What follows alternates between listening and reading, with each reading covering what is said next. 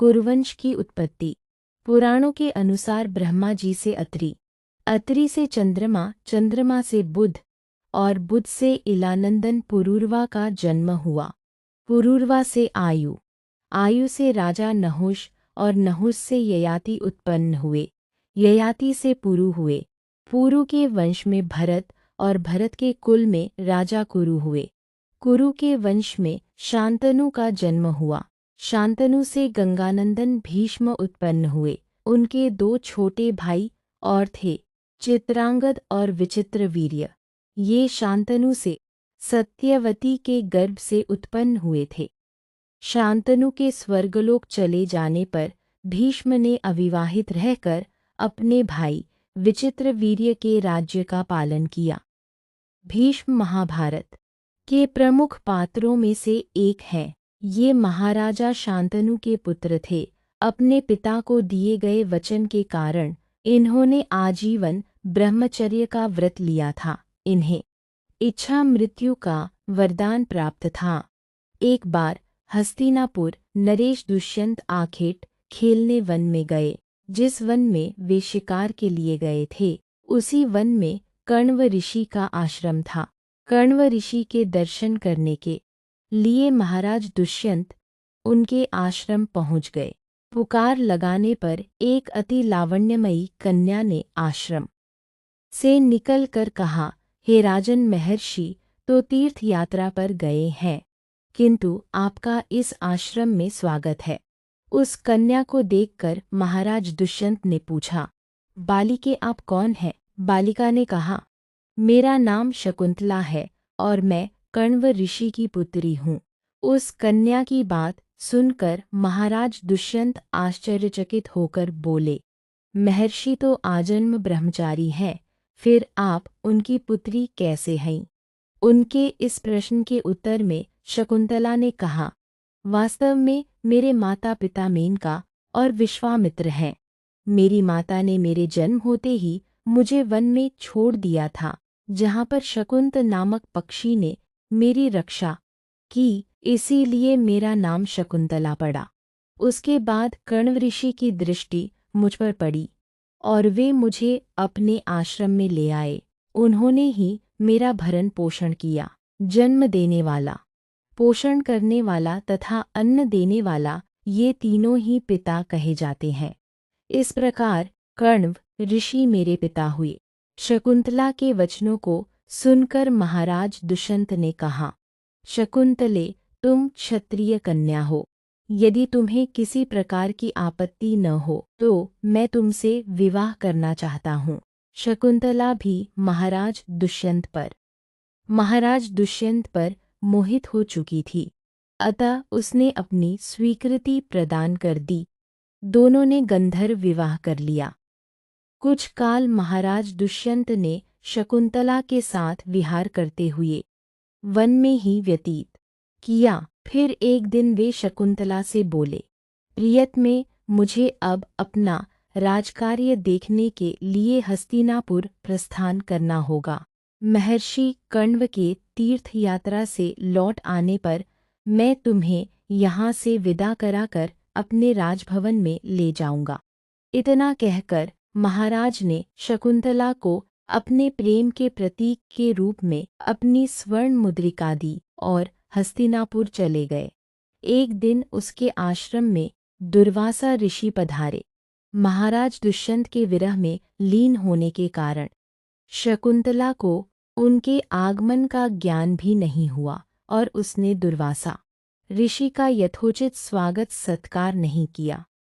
दुर्वासा ऋषि ने इसे अपना अपमान समझा और क्रोधित होकर बोले, बालिके, मैं तुझे शाप देता हूँ कि जिस किसी के ध्यान में लीन होकर तूने मेरा निरादर किया है, वह तुझे भूल जाएगा। दुर्वासा ऋषि के शाप को सुनकर शकुंतला का ध्यान टूटा और वह उनके चरणों में गिरकर क्षमा प्रार्थना करने लगी। शकुंतला के क्षमा प्रार्थना से द्रवित होकर दुर्वासा ऋषि ने कहा, अच्छा, यदि तेरे पास उसका कोई प्रेम चिन्ह होगा तो उस चिन्ह को देख, उसे तेरी स्मृति हो आएगी। महाराज दुष्यंत से विवाह से शकुंतला गर्भवती हो गई थी। कुछ काल पश्चात कण्व ऋषि तीर्थ यात्रा से लौटे, तब शकुंतला ने उन्हें महाराज दुष्यंत के साथ अपने गंधर्व विवाह के विषय में बताया। इस पर महर्षि कण्व ने कहा, पुत्री, विवाहित कन्या का पिता के घर में रहना उचित नहीं है। अब तेरे पति का घर ही तेरा घर है। इतना कहकर महर्षि ने शकुंतला को अपने शिष्यों के साथ हस्तिनापुर भिजवा दिया।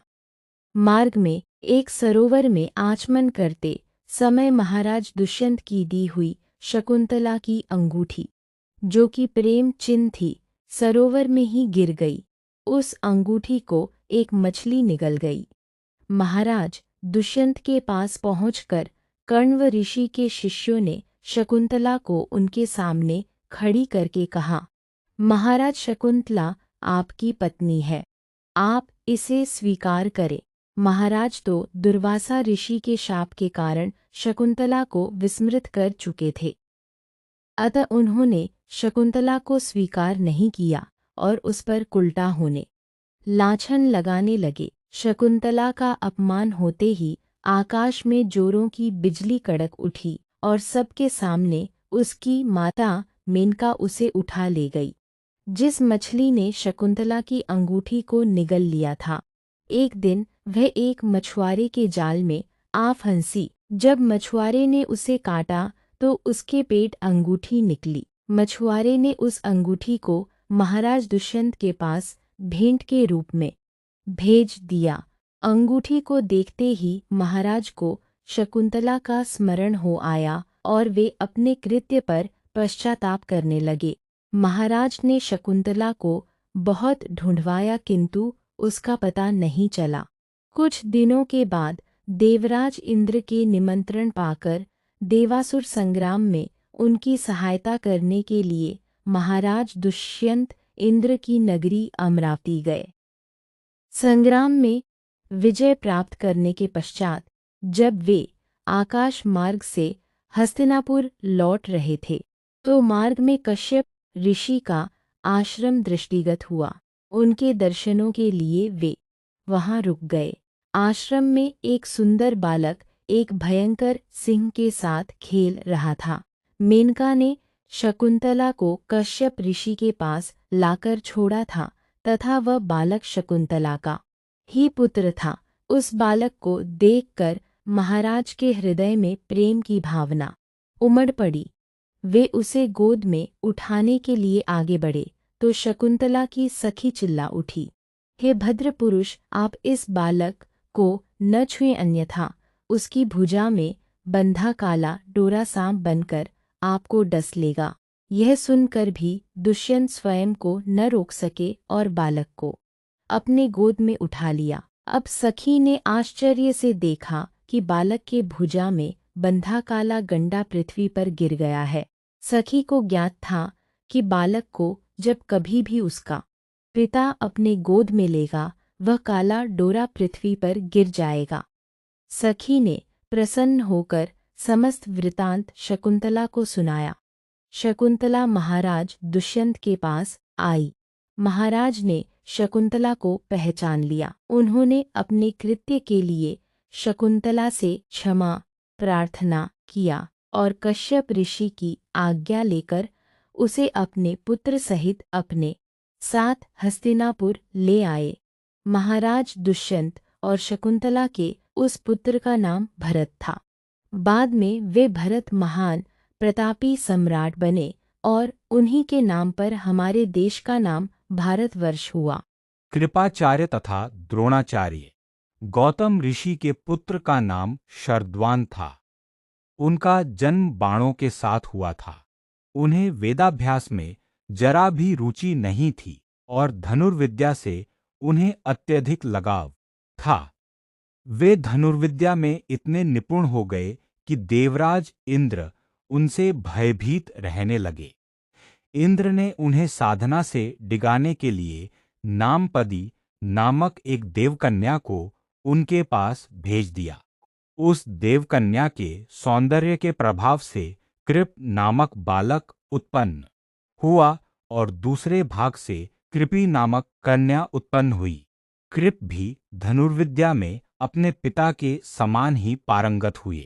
भीष्म जी ने इन्हीं कृप को पांडवों और कौरवों की शिक्षा दीक्षा के लिए नियुक्त किया और वे कृपाचार्य के नाम से विख्यात हुए।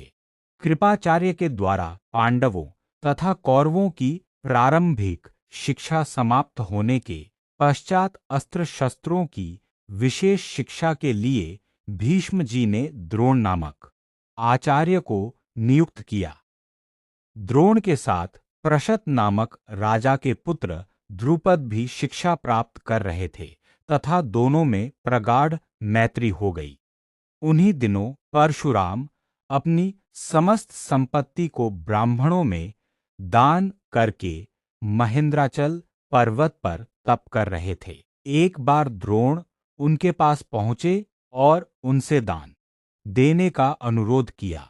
इस पर परशुराम बोले, वत्स, तुम विलंब से आए हो। मैंने तो अपना सब कुछ पहले से ही ब्राह्मणों को दान में दे डाला है। अब मेरे पास केवल अस्त्र शस्त्र ही शेष बचे हैं। तुम चाहो तो उन्हें दान में ले सकते हो। द्रोण यही तो चाहते थे, अतः उन्होंने कहा, हे गुरुदेव, आपके अस्त्र शस्त्र प्राप्त करके मुझे अत्यधिक प्रसन्नता होगी, किंतु आपको मुझे इन अस्त्र शस्त्रों की शिक्षा दीक्षा देनी होगी तथा विधि विधान भी बताना होगा। इस प्रकार परशुराम के शिष्य बनकर अस्त्र शस्त्रादि सहित समस्त विद्याओं के अभूतपूर्व ज्ञाता हो गए। शिक्षा प्राप्त करने के पश्चात द्रोण का विवाह कृपाचार्य की बहन कृपि के साथ हो गया। कृपि से उनका एक पुत्र हुआ। उनके उस पुत्र के मुख से जन्म के समय अश्व की ध्वनि निकली, इसलिए उसका नाम अश्वत्थामा रखा गया। किसी प्रकार का राजाश्रय प्राप्त न होने के कारण द्रोण अपनी पत्नी कृपि तथा पुत्र अश्वत्थामा के साथ निर्धनता के साथ रहे थे। एक दिन उनका पुत्र अश्वत्थामा दूध पीने के लिए मचल उठा, किंतु अपनी निर्धनता के कारण द्रोण पुत्र के लिए गाय के दूध की व्यवस्था न कर सके। अकस्मात उन्हें अपने बाल्यकाल के मित्र राजा द्रुपद का स्मरण हो आया, जो कि पांचाल देश के नरेश बन चुके थे। द्रोण ने द्रुपद के पास जाकर कहा, मित्र, मैं तुम्हारा सहपाठी रह चुका हूं।